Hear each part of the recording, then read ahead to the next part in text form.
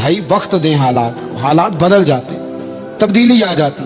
اللہ تبارک و تعالیٰ کمزوروں کو طاقتور کر دیا کرتا ہے، غریب کو امیر بنا دیا کرتا ہے۔ اللہ تبارک و تعالیٰ ان لوگوں کو جن کی کوئی آواز سننے والا نہیں ہوتا، ان کی چھوٹی آواز کو اللہ قوت دے دیتا ہے، طاقت دے دیتا ہے۔ شرط یہ ہے کہ آپ استقامت کا مظاہرہ فرمائیں، صبر کا مظاہرہ فرمائیں، آپ تھوڑا اپنی زندگی میں ٹھہراؤ لائیں، آپ تھوڑا حوصلہ کریں۔ آپ فوری طور پر وہ راتوں رات امیر ہونا، راتوں رات باوقار ہونا، راتوں رات چھا جانا۔ ہمارے ایک بزرگ فرمایا کرتے تھے، جتنا تیز دوڑو گے نا سامنے سے ہوا بھی اتنی تیز ہی پڑے گی۔ فرماتے تھے اگر بس پہ سیٹ نہیں نہ ملی، پچھلی بس کا انتظار کر لو، چھت پہ بڑی ہوا لگتی ہے۔ اور اگر تم جلد باز ہونا کہ جانا میں نے ابھی ہے، تو فرمایا پھر چھت پہ بیٹھنا پڑے گا تو ہوا بڑی تیز پڑے گی۔ پھر تھوڑا کر کے، حوصلہ کر کے، احتیاط کے ساتھ آپ سفر کریں، اپنی زندگی میں وہ استقامت لائیں جو ہمارے بزرگوں کا طریقہ ہے، وہ حوصلہ لائیں جو ان کو بڑا کرتا، وہ والا ماحول لائیں جس سے ان لوگوں کے اندر طاقتیں آئیں۔ تو بھائی یاد رکھیں، آپ حالات کو وقت دیں۔ حالات کو، آپ چلے گئے ڈاکٹر کے پاس دوائی لینے، اس نے آپ کو دوائی دے دی 1 مہینے کی، اس نے کہا ایک گولی صبح کھانی، ایک شام کھانی، یہ سیرپ ہے اتنا بڑا، 1 چمچ صبح پینا، 1 شام پینا ہے۔ تو آپ نے کہا نہیں، میں نے تو 2 گھنٹے میں ٹھیک ہونا ہے، تو ساری بوتل ہی نہ پی جاؤں، ساری گولیاں اکٹھی نہ کھا جاؤں، چونکہ ٹھیک جو ہونا ہے ہو جائیں گے آپ ٹھیک۔ وہ کہتا ہے 1 چمچ پینا ہے، 2 نہ پی لینا، یہ دوسرا اثر بھی ہو سکتا ہے، سائیڈ افیکٹ بھی ہو سکتے ہیں، آپ اس کو احتیاط سے لینا۔ کچھ گولیاں ایسی ہیں جو ڈاکٹر کہتا ہے پوری نہیں کھانی، آدھی کھانا، تو پھر پوری کھا لیتے ہو۔ بھائی تھوڑا انتظار کریں، آپ جہاں کھڑے ہیں، جس مقام پہ کھڑے ہیں، استقامت کا مظاہرہ کریں، تھوڑا وقت دیں، بڑی بات نہ کریں لیکن تھوڑا ٹائم دیں، تھوڑا حوصلہ کریں۔ ہم فوراً رزلٹ اناؤنس کرتے ہیں، فوراً۔ میرے سنگی کئی دفعہ کہتے ہیں کہ حضرت صاحب آپ کیسا محسوس کرتے ہیں؟ تو میں کہتا ہوں میں تو سیدھا محسوس کرتا ہوں۔ ہمیں لوگ فون کرتے ہیں ٹائم دو، جس کو دے دیا اس کے کاغذوں میں ویری گڈ ہے، اور جس کو نہیں دیا وہ سلام بھی نہیں لیتا، فون بند کر دیتا ہے، چھٹی۔ ویری گڈ آپ اس کے کاغذوں میں ہیں جس کی بات پہ آپ پورے، اور جس کو آپ کہہ رہے ہیں کہ نہیں ذرا تو پیار کر، محبت کر، تو ٹائم دے، تو وہ اس بات کے لیے تیار ہے۔ تو آپ صبر کریں، آپ حوصلہ کریں، آپ جس سٹیٹس میں، اور زندگی میں یاد رکھیں، جتنا کوئی آپ کو اونچی اور بڑی جگہ پہ بیٹھا نظر آئے گا نا، اتنا زیادہ آزمائش کا شکار ہوگا وہ شخص۔ اس کے لیے روز ایک چوراہا ہے، روز ایک چوک ہے۔ اگر 20 لوگ آپ سے روزانہ رابطے میں ہیں تو آپ ایک جگہ پہ جا سکتے ہیں، یا 2 جگہ پہ 17-18 نے آپ سے ناراض ہونا ہے۔ آپ محسوس کریں اس بات کو۔ آپ جہاں بیٹھے ہیں، جس اسٹیج پہ آپ بیٹھے ہیں، آپ اپنی سیاسی جماعتوں کو دیکھ لیں، 10 بندے نکل کے ادھر چلے جاتے ہیں تو 5 نکل کے ادھر چلے جاتے ہیں، تو 6 اپنے الگ ایک گروپ بنا لیتے ہیں، تو 7۔ تھوڑا حوصلہ کریں، وقت دیں، حالات وقت پر تبدیل ہو جایا کرتے ہیں، سچائیاں ثابت ہو جاتی ہیں۔ جلد بازی والے ماحول سے نکلیں، حوصلہ، توانائی، یہ درست ہے کہ ہم انسان ہیں، کمزور ہیں، ہمیں پریشانی ہوتی ہے، ہمارے اعصاب پر چیزیں سوار ہوتی ہیں، ہم ٹینشن بھی لیتے ہیں، لیکن بہرحال جب آپ کو آپریشن کرانا ہے تو پھر آپ کو تھوڑی دیر کے لیے آنکھیں بند رکھنی پڑیں گی۔ جب آپ کو ٹھیک ہونا ہے تو پھر آپ کو بیماری کو وقت دینا ہی پڑے گا، پھر آپ کو انتظار کرنا ہے، اور وقت بہت بڑا منصف ہے، اور بھائی بہت بڑے فیصلے ہو جاتے ہیں، بڑے بڑے انصاف ہو جاتے ہیں۔ اگرچہ وقتی طور پر فضا کچھ اور بنتی ہے، لیکن سچ ہمیشہ سچ ہوتا ہے، حق ہمیشہ حق ہوتا ہے، حق نکھر جایا کرتا ہے۔ بہت سارے جھوٹ اور پراپوگنڈے کے بیچ میں سے سچ میں طاقت ہوتی ہے، وہ خود اپنی قوتیں بنا کے بیچ میں سے اڑ جایا کرتا ہے، اور اڑ کے وہ چھا جایا کرتا ہے، اس کے اندر قوت ہوتی ہے، ہمت ہوتی ہے۔ وقت دیں، حالات ٹائم دیں، آپ دیکھیں کتنی جلدی حالات بدلتے ہیں۔ بڑا نام ہے امام احمد بن حنبل کا، بڑا تذکرہ، بڑا کچھ ہے۔ پتہ ہے آپ کو کہ امام احمد بن حنبل کتنا عرصہ جیل میں رہے ہیں؟ امام صاحب کو اتنے درے مارے جاتے تھے کہ جب آپ کا کرتا اتارا جاتا تھا تو اس سے خون نچڑ رہا ہوتا تھا۔ آج ہم مسند امام احمد بن حنبل اے سی والے کمرے میں بیٹھ کے پڑھتے ہیں، اور جب ہم اس کا حوالہ دے رہے ہوتے ہیں تو ہم کہہ رہے ہوتے ہیں تو پتہ میں کتنا بڑا آدمی ہوں، 14 جلدوں کی کتاب میں سے حوالہ دے رہا ہوں۔ اس بندے سے پوچھو جس نے لکھی ہے، اس سے پوچھو جس نے یہ کمال کیا ہے، اور اتنا بڑا آدمی اور سچا بادشاہ مار رہا ہے. ایک دن اس نے تانا بھی دیا, کہنے لگا احمد بن حنبل مجھے بھی پتا ہے آپ ٹھیک ہیں اور آپ کو بھی پتا ہے آپ ٹھیک ہیں, ظلم ہو رہا ہے, زیادتی ہو رہی ہے, پر لوگ آپ کی سپورٹ کیوں نہیں کر رہے؟ دنیا آپ کے پیچھے کیوں نہیں چل رہی؟ کوئی آپ کے ساتھ کیوں نہیں آ رہا؟ تو امام احمد بن حنبل کہنے لگے اتنا ہی کافی نہیں کہ تو میرے اوپر ظلم کر کے بھی مجھے سچائی کہہ رہا ہے, یہ میری جیت کافی نہیں؟ اور فرمایا اگر تو نے رزلٹ دیکھنا ہوا نا تو تیرا اور میرا رزلٹ جنازے والے دن نکلے گا. حضرت سلطان بہو سے کسی نے کہا تھا زندگی میں بڑے مرید ہوئے, کہنے لگے نہیں, رب دا طالب کوئی نہیں ملیا, جو ملیا طالب زردہ ہو. آئے ہیں لوگ تعویذ دھاگا لینے, رب دا طالب کوئی نہ ملیا, جو ملیا طالب زردہ. وہ لینے آئے تھے تعویذ, ہم نے بھی دیکھ کے بھیج دیا, بات ختم ہو گئی.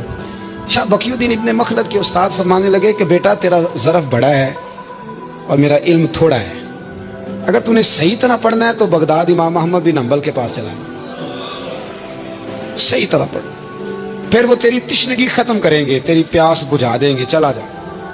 کہتے ہیں میں کشتی میں بیٹھا آنے کے لیے, رستے میں طوفان آ گیا, کشتی کو جانا کہیں اور تھا, چلی کہیں اور گئی. ایک جزیرے پہ ہم اترے. فرماتے ہیں کہ وہاں پیسے ویسے بھی ختم ہو گئے, پتے کھا کے گزارا کرنا پڑا. بغداد کی سمت کا تعین کر کے پتہ کر کے اس طرف میں چلنے لگا پیدل. ہمارا بچہ ماشاءاللہ سے جو ابا جی سے پورے پیسے لے کے جاتا ہے نا پڑھنے کے لیے, اس کا بھی پورا پریشر ہوتا ہے ابا جی کے, آپ کو پتہ نہیں میں پڑھائی کر رہا ہوں, حالانکہ بعد میں پیسے سارے اپنے اکاؤنٹ میں جمع کراتا ہے, ابا جی کو دیتا, لیکن پریشر کریٹ کرتا ہے کہ میں تعلیم حاصل کر رہا ہوں آپ کے حکم پر, لہذا آپ میرا احسان مانیں, معاذ اللہ تھا. کہتے میں تعین کر کے بغداد کی سمت چلنے لگا, شہر بغداد دی کی یہ نشانی. کہتے میں جا رہا ہوں اس سمت, پتے بھی کھانے پڑے رستے میں, 1.5 مہینہ لگا تو میں بغداد پہنچا. اب میں نے لوگوں سے پوچھا کہ امام احمد بن حنبل کا مدرسہ کہاں؟ جب میں نے کہا نا امام احمد بن حنبل, تو ایک زمانے میں نام بجتا تھا, ڈنکا بجتا تھا, آج جیل میں. جب کہا نا امام احمد بن حنبل تو جس سے پوچھا کہنے لگا چپ کر جا, ان کا ذکر نہ کرنا, تو ان کا نام لیتا ہے جیل ہی جاتا ہے, ان کا نہ نام لینا, خبردار. کہتے میں نے کہا کیا ہوا؟ کہا بادشاہ مخالف ہو گیا, امام صاحب کا دارالعلوم تو بند ہو گیا, وہ تو گھر میں قید ہیں. توجہ ہے میری بات پر؟ یہ ذوق اگر اسٹوڈنٹ کا بنتا ہے نا تو استاد پڑھانے والا نہ بھی نہ ہو تو وہ استاد کے سینے سے علم کھینچ لیا کرتا ہے, کھینچ لیا کرتا ہے. خواجہ فقیر محمد چرائی رحمۃ اللہ علیہ کے ایک مرید تھے, حضرت نے انہیں بڑا کچھ نوازا, تو کچھ لوگ کہنے لگے حضرت جی اسی کو سارا کچھ دے دیا ہے. فرمانے لگے بے لیا ادیاں داواں ہی بڑیاں سن, یہ تو میں نے ریڑک کے مکھن کاٹ کے لے گیا, ادیاں داواں ہی بڑیاں سن. کچھ لوگ ہوتے ہیں نا پیارے, انہیں طریقہ ہوتا ہے دعا لے لیتے ہیں, اور کچھ کہتے رہتے ہیں حضرت جی دعا کرنا, اور دعا لینے والا کام کوئی نہیں کرتے, کہتے رہتے ہیں دعا کرنا. کہتے میں, لوگوں نے کہا کہ وہ مدرسہ بند ہے, آپ کہاں جائیں گے؟ تو میں نے کہا میں کہیں بھی جاؤں کوئی ذریعہ حضرت تک پہنچنے کا. کوئی ذریعہ نہیں, ان کے گھر کو بادشاہ نے سب جیل بنا دیا, سپاہی دروازے پہ کھڑے. آپ نے فرمایا پھر بھی ایک بندہ کہنے لگا اتنی نیکی کر سکتا ہوں کہ میں تمہیں ان کا دروازہ دکھا سکتا ہوں. آپ فرمانے لگے میرے لیے اتنا بھی کافی ہے, ذکر حبیب کم نہیں وصل حبیب سے, اتنا بھی میرے لیے کافی ہے. اس نے دور سے کھڑے ہو کے کہا او جہاں سپاہی کھڑے ہیں نا وہ امام صاحب کا دروازہ ہے. شاہ بقی الدین صاحب کہتے ہیں میں نے کہا تو اب جا, اب دیکھنا میں علم کیسے حاصل کرتا ہوں, صبر دیکھو, استقامت دیکھو, حوصلہ دیکھو.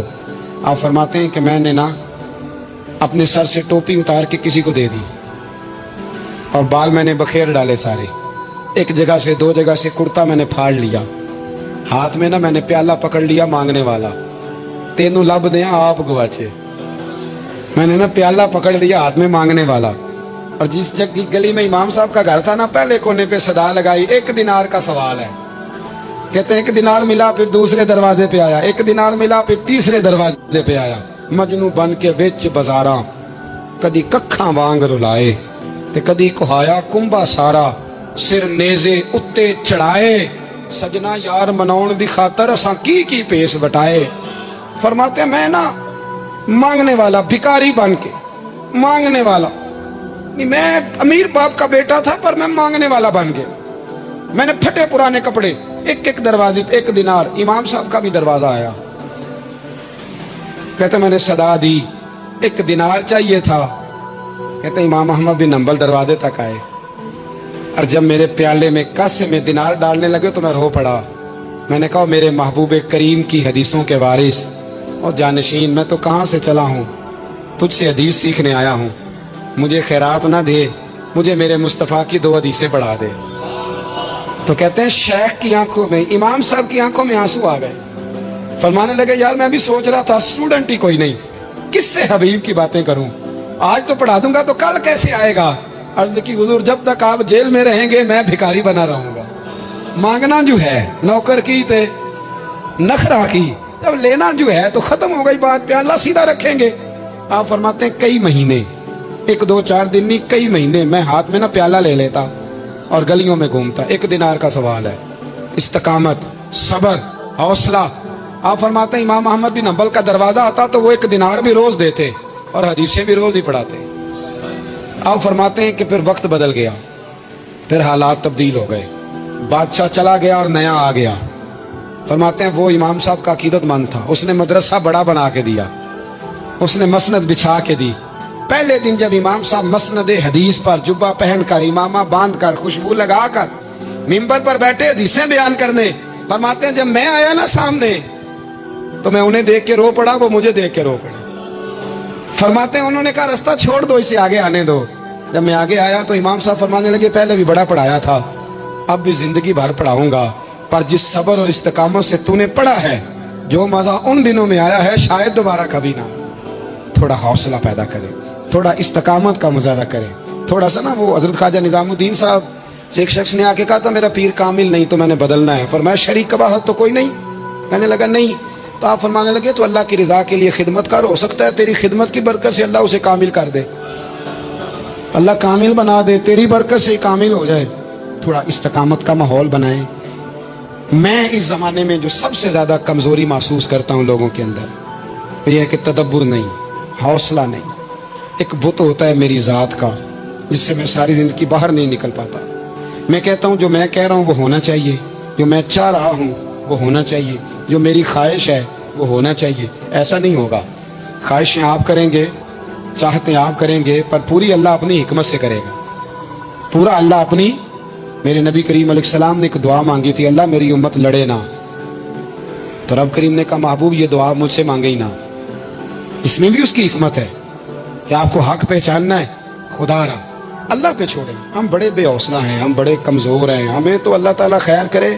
اب تو زمانے میں جو دعائی سب سے زیادہ بکنی چاہیے وہ وہم کی دعائی ہے، وہ سب سے زیادہ بکنی چاہیے. ہر چوتھا آدمی اس وہم کا شکار ہے کہ جانے کیا ہو جائے گا. کچھ بھی نہیں ہوگا. وہی ہوگا جو منظور ہے. آپ کو تو ماشاءاللہ یاد ہے. وہی ہوگا جو منظور ہے. کچھ چیزیں اللہ رسول پہ چھوڑیں، صبر کے ساتھ، استقامت کے ساتھ. ایک بات میں نے شروع میں کی تھی، پھر دہراتا ہوں آخر پہ. یہ سوچ لیں کہ آپ حق پہ ہیں کہ نہیں، آپ سچے ہیں کہ. حضرت عبداللہ ابن زبیر امام حسین کے بعد یزیدی فوجوں کے خلاف نکلے تھے. آپ کے کچھ ساتھی شہید ہو گئے تھے اور کچھ پیچھے کی طرف چلے گئے تھے، پسپا ہو گئے تھے. حضرت عبداللہ ابن زبیر اکیلے رہ گئے تھے. اس وقت آپ کی والدہ حضرت اسماء بنت ابی بکر صدیق 90 سال عمر تھی اور آنکھوں سے نابینا تھی. فرماتے ہیں میں اپنی اماں سے مشورہ کرنے آیا. میں نے کہا اماں میرے کچھ ساتھی پیچھے چلے گئے، کچھ شہید ہو گئے، میں جہاد میں اکیلا رہ گیا ہوں، حکم کیا ہے؟ تو اماں کہنے لگی عبداللہ پہلے یہ بتا تو حق پہ ہے کہ نہیں. میں نے کہا اماں ہوں تو میں حق پہ، پر مجھے تیری بڑی فکر ہے، تیری 90 سال عمر ہے، یہ تو میرے جو مقابلے والے ہیں یہ تو بڑے سخت گیر لوگ ہیں، میری لاش کے ٹکڑے ٹکڑے کر دیں گے، تو برداشت کر لے گی؟ تو حضرت اسماء نے پتہ کیا دلیرانہ جواب دیا تھا کہ بیٹا بکرے کو تکلیف صرف ذبح ہوتے وقت ہوتی ہے، جب اس کی کھال اتارتے ہیں پھر اسے کوئی تکلیف نہیں ہوتی، جب اس کے ٹکڑے ٹکڑے کرتے ہیں اسے کوئی تکلیف. تو کہا بیٹا حوصلے کے ساتھ رہنا، صبر کے ساتھ رہنا. اگر تو حق پہ ہے پہلے یہ دیکھ لے، اگر آپ حق پہ ہیں، اگر نہیں تو توبہ کر کے حق پہ ہیں، اور اگر آپ حق پہ ہیں تو پھر آپ یہ ذہن بنا لیں کہ حالات بدلیں گے اور جو آپ کا نظریہ ہے وہ غالب آ کے رہے گا. اگر آپ حق پہ ہیں تو پھر اللہ آپ کو توفیق دے گا. لیکن زندگی میں ان چیزوں سے بچیں. امام اعظم کے خلاف سازش رچی گئی. امام صاحب رحمۃ اللہ تعالیٰ علیہ کے پاس ایک بی بی دوڑی، حضور مسئلہ پوچھنا. آپ عورتوں سے ملا نہیں کرتے تھے. میں نے سوال کرنا ہے جی، جلدی جلدی سے اندر آ گئی. عورت جیسے ہی اندر داخل ہوئی باہر شور ہو گیا، امام صاحب کے پاس عورت ہے، اس نے بھی شور کر دیا کہ معاذ اللہ ثم معاذ اللہ، 10 درازی کیا امام اعظم نے۔ لوگ امام صاحب سے کہنے لگے، اب پراپوگنڈا ہو گیا، سارے شہر میں بات پھیل گئی، حضور آپ جواب دیں، آپ بھی کوئی بات کریں۔ فرمانے لگے کیا جواب دوں، بی بی اکیلا تھا، میں اندر آئی ہے، باہر شور ہوا ہے، عورت کہہ رہی ہے میں اکیلا تھا، میں جواب دوں بھی تو میری گواہی کون دے گا، میرے ساتھ کھڑا کون ہوگا، اس وقت کون ہے جو اٹھ کے کہے گا کہ نہیں نہیں ایسی بات کوئی نہیں، یہ تو ماحول تو اور رخ اختیار کر گیا، تو حضور اب کیا کرنا ہے؟ تو آپ فرمانے لگے کرنا کیا ہے، میں کوئی لاوارث ہوں، رب رسول کا ماننے والا ہوں، میں فیصلہ اپنے اللہ پہ چھوڑتا ہوں، وہ بھی تو عدالت ہے نا۔ مصیبت یہ ہے کہ میں اور آپ سارے فیصلے خود کرنا چاہتے ہیں، حالانکہ خود کچھ فیصلے چھوڑ دینے چاہیے، وہی ہوں تو بہتر ہے۔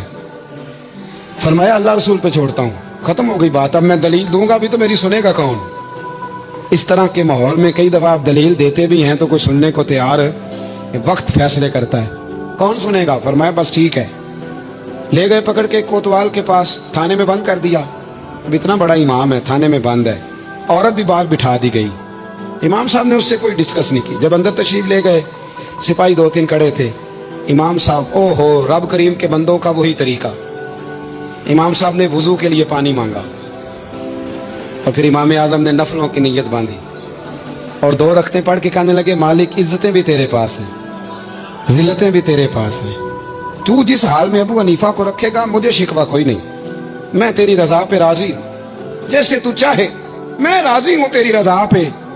امام صاحب دعا مانگ رہے تھے تو آنسو ہاتھوں پہ گر رہے تھے، آنا کبھی مصلی بھی آباد کریں، آنا کبھی، دنیا کو تو دکھڑے بڑے سنا لیے، آنا 2 رکعتیں پڑھ کے روئیں رب کی بارگاہ میں، محبوب کا وسیلہ پیش کریں، آنا اسے بھی تو منائیں۔ امام صاحب کے آنسو گرنے لگے، سپاہی بھی پریشان تھے، وہ بی بی نہ خود ہی اٹھی اور امام صاحب کے قریب گئی، کہنے لگی پہلے مجھے دنیا والے کہتے تھے، اب میں سمجھ گئی ہوں آپ تو رب کریم کے نیک بندے، اب نہ روئیں، سویرے جانا ہے نا قاضی کی عدالت میں، تو میں سویرے گواہی دوں گی کہ میں نے جھوٹا الزام لگایا تھا، آپ ناراض نہ ہو۔ امام صاحب فرمانے لگے اس سے نہیں بات بنے گی، اگر تو نے کچھ کرنا ہے تو جو میں کہتا ہوں وہ کر،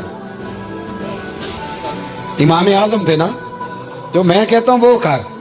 اس نے کہا جی وہ کیا؟ آپ فرمانے لگے اب تیری گواہی سے بھی بات اور ہو جائے گی، اس کو کہہ لیا ہے، اس کو منا لیا ہے، اس کی منت کر لی ہے، اس کو رشوت دے لی ہے، حالات کا تقاضا اب اور ہے، اب اس کا جواب بھی کچھ اور ہی ہے۔ با پردہ عورت تھی، برقعے میں لپٹی ہوئی، اس کو گھر بھیج دیا، وہ کوتوال سے کہنے لگی میں بیمار ہوں، مجھے چھٹی دے دو، سویرے آ جاؤں گی، مدعی مقدمہ تو میں ہوں، مدعی کو تھوڑی کوئی مان کے رکھے گا۔ خاتون گھر چلی گئی، صبح قاضی کی عدالت میں مقدمہ لگا، امام صاحب رحمت اللہ علیہ کٹہرے میں کھڑے ہیں، یار بڑا مشکل ہوتا ہے معزز آدمی کا کٹہرے میں کھڑا ہونا، لیکن مخلوق تو فنکار ہے اس درجہ کے پل بھر میں، یہ سنگے در کعبہ سے بھی اسنام تراشے، تم کون ہو کیا چیز ہے داغے کبابی، لوگوں نے تو مریم پہ بھی الزام تراشے۔ یہ نہیں نا بعد آتے لوگ، پھر مرضی ہے نا، ہونا کٹہرے میں کھڑا ہونا پڑ ہی جاتا ہے، کٹہرے میں کھڑے ہیں امام اعظم۔ تو قاضی پوچھتا ہے آپ کی بڑی قدر ہے، بڑی اہمیت ہے، تو آپ اس عورت کے بارے میں کیا کہتے ہیں؟ تو امام صاحب فرمانے لگے یہ جو کہہ رہی ہے اس سے پوچھ لیں۔ تو خود خاتون کہنے لگی میرا امام صاحب سے تعلق ہے۔ آپ فرمانے لگے ٹھیک کہتی ہے۔ ساری بھری عدالت سب لوگ حیران، حضرت تعلق ہے؟ فرمایا ہاں۔ کس طرح؟ فرمانے لگے میری بیوی ہے، زوجہ میری اہلیہ ہے۔ جناب کس طرح؟ فرمایا محلے کی بیویاں بلا لو، اس کے ابا کو بلا لو، چہرہ دکھا لو۔ وہ سارے لوگ جمع ہو گئے، چہرہ کھول کے دیکھا تو امام صاحب کی زوجہ تھی۔ امام صاحب نے اس خاتون کو کہہ کے بھیجا تھا کہ یہی برقع میری بیوی کو دے کے سویرے بھیج دینا، یہی والا برقع جو تو نے پہنا ہے، آپ گھر جاؤ اور میری اہلیہ کو یہ برقع دے کے بھیج دینا۔ وہ برقع دے کے اس نے بھیج دیا۔ جب امام صاحب رحمت اللہ علیہ کی اہلیہ ثابت ہو گئی کہ یہ تو امام صاحب کی اہلیہ ہیں جو کھڑی ہیں، اب وہ جو سازش رچنے والے تھے وہ دائیں بائیں دیکھ رہے تھے۔ تو امام صاحب نے ایک بات کی جو بڑی شاندار ہے، فرمایا تدبیریں تم نے بھی کی تھی، پر جو تدبیر میرا رب فرماتا ہے نا، جو تدبیر میرا، فرمایا یہ ابو حنیفہ کی تدبیر نہیں، یہ تدبیر میرے اللہ کی ہے جو اس نے مجھے عطا فرمائی، مجھے سجھائی۔ اب قاضی صاحب نے حکم دیا کہ جتنے لوگوں نے الزام لگایا وہ سارے معافی مانگیں، وہ آئیں جس نے بات کی۔ بھائی وقت کو دیکھیں، فیصلے اللہ کے حوالے کریں۔ ہم لوگوں نے جھگڑے کر کر کے، دلائل دے دے کے، بحث کر کر کے، معاملات کو اتنا الجھا لیا ہے. آپ یقین کریں ایک ایک خاندان کی 15 میٹنگیں اور پنچایتیں ہو جاتی ہیں پر رزلٹ صفر ہے. وہ جی وہ فلاں چودھری صاحب اس کے ساتھ مل گئے تھے, فلاں آدمی ادھر چلا گیا تھا. آپ تھوڑا وقت دیں, صبر کریں, استقامت کا مظاہرہ کریں. آپ دیکھیں حالات کس کروٹ بیٹھتے ہیں. کئی دفعہ صلح کی پیشکش کی جناب ابو سفیان کو, لیکن وہ مانتے نہیں تھے. حضرت عباس فرماتے ہیں میں نے کئی دفعہ انہیں کہا, حدیبیہ میں بھی میں نے کہا, انہوں نے سخت شرائط کے ساتھ صلح کی, لیکن جب حضور لشکر لے کے گئے نا میدان میں, توجہ ہے میری بات پر, 10,000 کا لشکر گیا تو پھر ابو سفیان خود اٹھ کے حضرت عباس کے گھر گئے. کہنے لگے میں نے تو آج آپ کے بھتیجے کی شان دیکھی. تو حضرت عباس کہنے لگے ابھی بھی وہیں کھڑے ہو, یہ بھتیجے کی شان نہیں, یہ اللہ کے محبوب کی شان ہے, یہ رسول کائنات کی شان ہے صلی اللہ علیہ. تو کہا اب میں صلح کرنا چاہتا ہوں, اب میری صلح کرا دو. وہاں بھی حضور نے یہ نہیں فرمایا جب ہم کہتے تھے تو کیوں نہیں آتا تھا, جب ہم معاہدات کرنا چاہتے تھے تو کیوں نہیں آتا تھا. میرے محبوب نے عزت دے دی, فرمایا تیرے ساتھ بھی صلح ہے, تجھے بھی معافی ہے, اور جو تیرے گھر میں داخل ہو جائے گا اسے بھی معافی ہے. ختم ہو گئی بات.